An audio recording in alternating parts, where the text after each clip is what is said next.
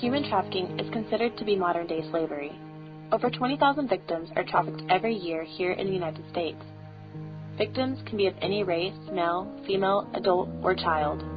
However, the majority are girls and women. These victims are subjected to forced labor, debt bondage, or commercial sex acts. Usually, victims are found enslaved at construction sites, sweatshops, ranches, restaurants, and nail salons. They are also found being forced into domestic servitude, janitorial services, and pornography. Many U.S. trafficking victims are being brought into the country from Central and South America. Yet law enforcement is finding an increase in U.S. citizens being trafficked. Most are runaway children. And you know what? It's happening right here in Austin. It's happening in Texas. It's happening in the United States. And it's not people who have been trafficked into the United States. It's our throwaway kids. It's our national resources. We're disenfranchising a whole population. Victims are manipulated and coerced by traffickers. They are often promised a better job or security with a promise of love and marriage. Other times, parents, husbands, or boyfriends sell a woman into slavery, or the victim is kidnapped from their home country. Often people question why victims do not try and escape from their enslavers. Traffickers use force, fraud, and coercion to maintain control. They don't know that they have rights in this country and that there are all sorts of provisions that would help them. Sometimes the victims, they come from corrupt criminal justice systems themselves in their home countries, so that they don't trust law enforcement. So they get into this real place of not being able to know how to access information or how to advocate for themselves, or because there's such power, control, and coercion that goes along with trafficking. Methods to control the victims include confinement, physical abuse, starvation, gang rape, forced drug use, and threats of violence to the victim and their family. It turns really nasty. After that, like all of a sudden, well, you need to sleep with this guy because, you're staying here and you need to pay me back. Or whatever they do. Or they just straight up say, you know what, I know where your family lives and you need to do what I say or I'm going to hurt them. According to the Central Texas Coalition Against Human Trafficking, this is the second most common organized crime in the world. The biggest entry point traffickers use to bring victims into the United States is Texas and the southwest border. Major entry points are Arizona, California, New Mexico, and Texas. 25% of all trafficking victims in the United States were found in Texas. The majority of them are trafficked in Houston. Interstate 10 is a key human trafficking route used for transportation of victims across Texas from El Paso to Houston. Many are unaware that human trafficking exists in the area they live. Even right now, law enforcement is investigating active cases here in Austin. This happened last Thursday night. A week ago, a young lady, 16 years old, was being advertised for prostitution on a website called Backpage.com. Did a lot of research.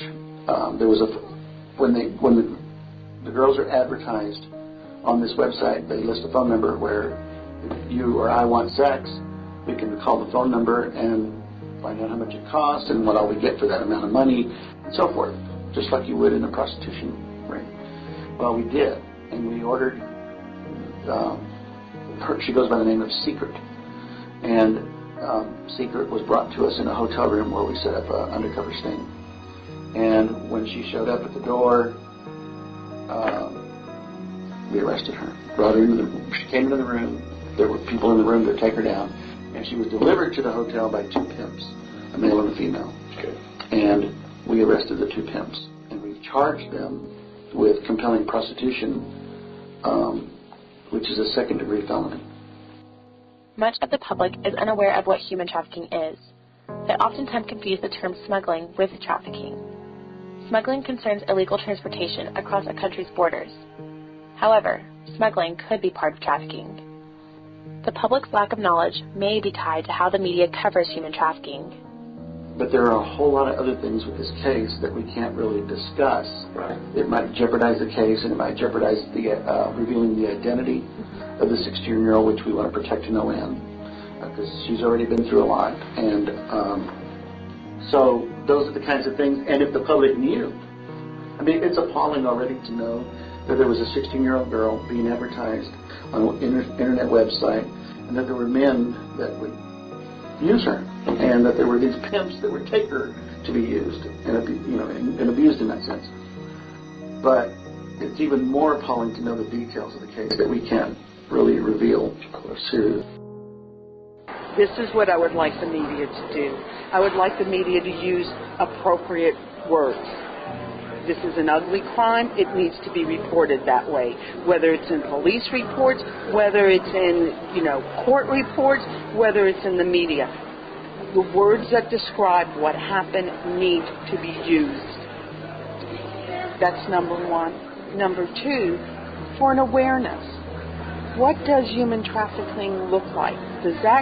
You see this person in the house in a window, and they've been there every day for a year, and you never see them leave, and you never see them go to school, and you know it's a child.